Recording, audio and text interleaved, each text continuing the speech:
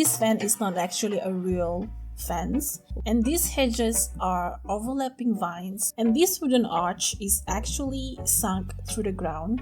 This carriage is made from gym pack, windows, and fish tracks. Can you believe it? Welcome to the making of Paris Cottagecore, or as I like to call it, how a cozy village accidentally became a psychological experiment.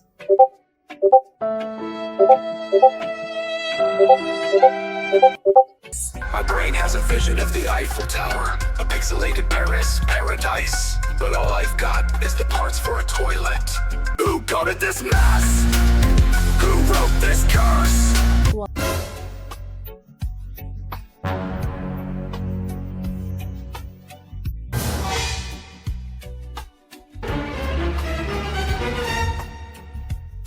So let's come back to the planning process. My Microsoft Paint diagrams became our primary reference. What's it like in New York City? I'm 1,000 miles away, but girl, We finished the village. The village looked nice, but nice wasn't good enough because it's a competition and we have so many strong entries.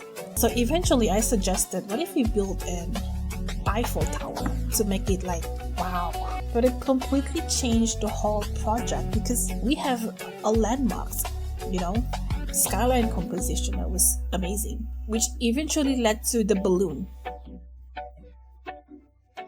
So one of the biggest technologies during this build was the two-person trick. I call it the two-person trick. Basically, you do it with your friend at the same time. So I will place a temporary support structures while another one remove them afterwards. Don't worry, I will show you how we do it as a demonstration on how we do the things that we did. So this trick allows us to have floating decorations, hanging flower pots, floating vines. We could put them everywhere. One of the biggest reasons this trick became so important during this project was honestly because of one's human placement system itself. Because even in custom server where building freedom is much higher, the system can still be extremely wonky and inconsistent. This fence is not actually a real fence. We sunk these structures underground using the blueprint tricks. And these hedges are overlapping vines because at the time, the proper hedges decoration did not exist yet. And this wooden arch is actually sunk through the ground. This carriage is made from gym pack, windows, and fish tracks. Can you believe it? And we sunk these fairy lights on the water so it looks like the water is glowing. And these hedges on the ground is actually hidden with 1/8 support underneath so that the vines can go perpendicular.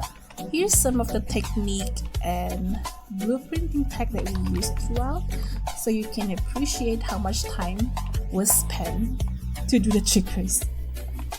Okay, ready?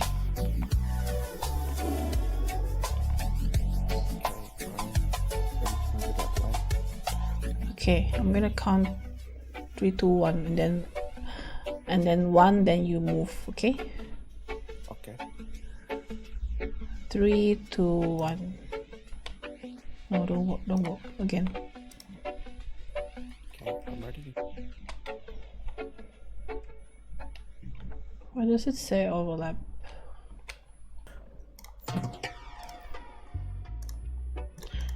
Oh my god, this game is fucked, bro.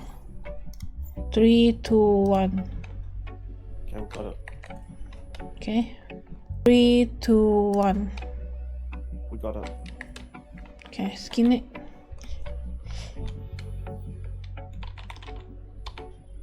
You can put another ceiling there, and then you can print it like we did, and then I'm gonna show you placing it.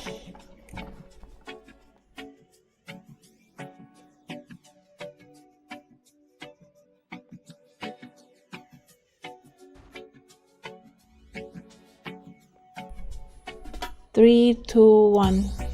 Okay, we got it. And I think so. This is the one egg roll. Put it on top. Okay, ready. I'm ready to move it.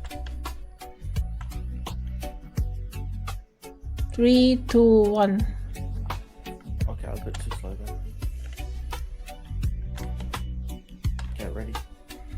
3, 2, 1. Okay, we got it.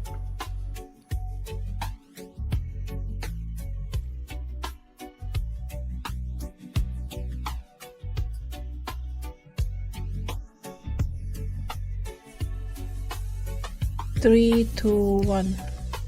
Okay, we got it. Okay.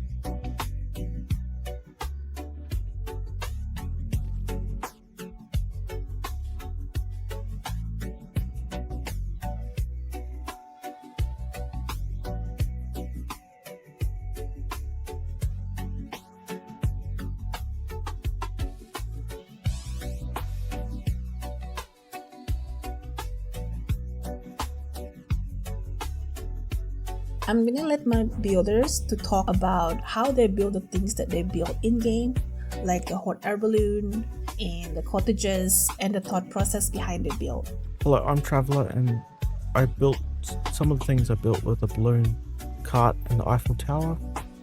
The balloon, we had to layer it using the blueprint system, and we achieved that by making a blueprint of the curved roof pieces. And then once we had the blueprint, we placed them in a circular shape to get the layering, as seen here.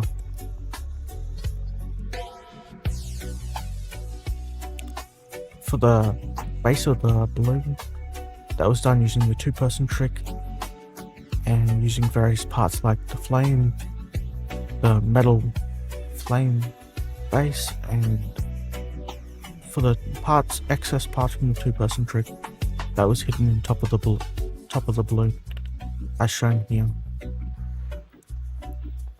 For the cart, we had to use the same systems as previously mentioned, and that took multiple blueprints, layering those things like the specimen rack and sinking down the sandbag and getting a window to float in front of the cart. For the Eiffel Tower, that took about 11 hours of experimenting straight, of various sizes. Too small just didn't look right, and larger ones would run out of parts quickly. For the angles, we had to use the two-person trick again, as previously mentioned, to get parts to float above other parts to achieve the angular looks.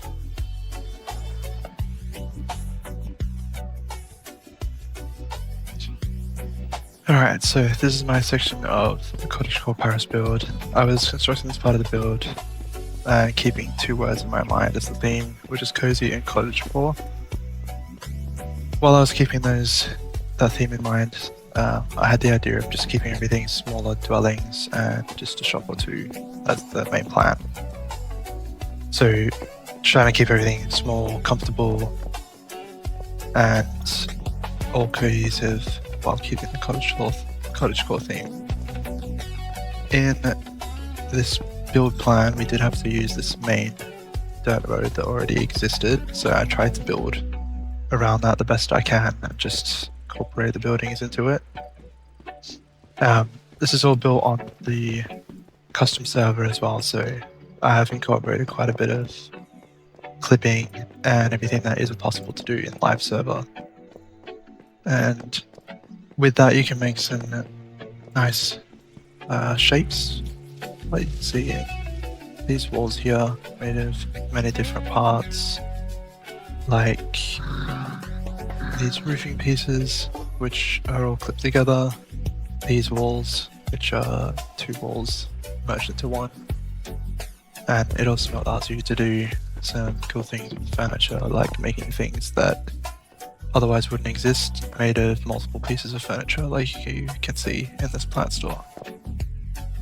Overall, it's pretty hard to do because I don't usually like building roof pieces, but yeah, I'm pretty happy with how everything turned out. For my part of the build, I decided to follow the natural curvature of the road, and that was a little bit of headache doing so, because in order to follow the curvature, I had to build off the grid, as you can see with this purple house. And if you've ever tried building off the grid, you will know that things get a bit funky because the pieces really want to snap back to the grid. But it made it work. It looks a lot more natural this way. On the left, we have this greenhouse with this sort of marketplace. And with the ceilings, I'm really proud because I managed to cram about 6 different pieces into each panel. And for the walls, it's 5 pieces. And I guess in this whole build, this is probably the densest piece to area part. And I'm very happy with how the string lights turned out for this part of the build. And one of the things that we wanted to do was to make sure that every empty area was somehow filled, if not with decorations, but with chairs.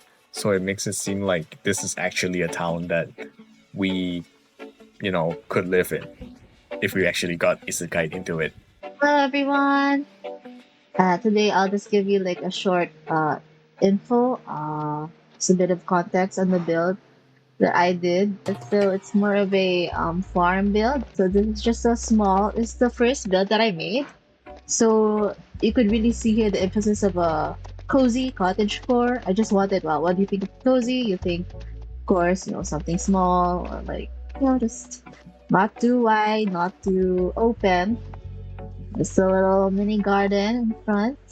This is my favorite because you can get the view of the Eiffel Tower.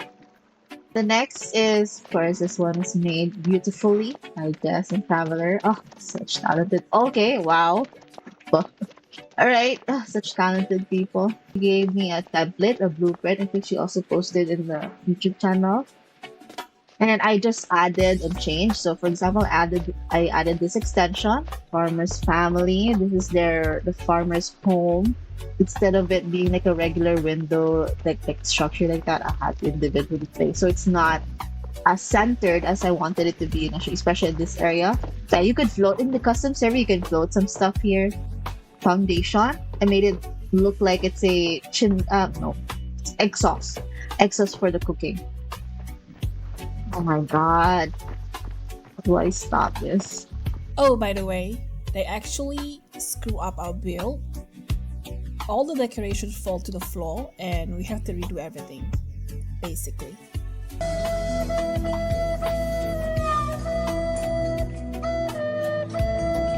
I want to clarify something very important. We didn't originally join this event expecting to win. Actually, before the event even started, I already had a concern about how the engagement systems and the showcase presentation will be handled, because I felt that the large-scale engagement-based system could easily manipulate it because they would favor existing popularity and accidentally bury smaller creators. And to be fair, a lot of participants later on ended up expressing similar frustrations too. So going into this event, our mindset honestly wasn't we must win. It was more like we should at least have a presence in this event as a community, as a builder community, once architect. Some of the participants absolutely exploded in Discord engagement and the support was insane. But then they have this in-game questionnaire phase happen. So now the builds were being judged through single screenshots, tiny previews, and compressed showcase images. So a lot of amazing builds unfortunately got presented by awkward screenshots or bad lightings. The images didn't even properly showcase the actual experience, which honestly suck because some of the builds were genuinely incredible in person.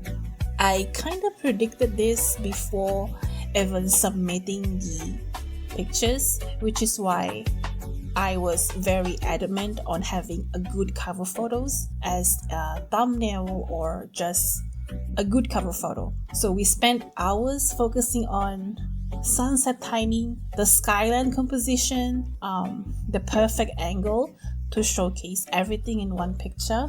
And this is why I really think future events could be improved by allowing us to pick our own cover photos and maybe improving on transparency on a weighting system and more communication basically, because some of these builds are meant to be walked through, explored, and experienced in game. Which way are we facing? My way, I think. Is there Delilah? What's it like in New York City? I'm 1,000 miles away, but girl, tonight. If you guys want to visit the build, it's still up in our custom server. I will put the location coordinates in the description below. And see you next time.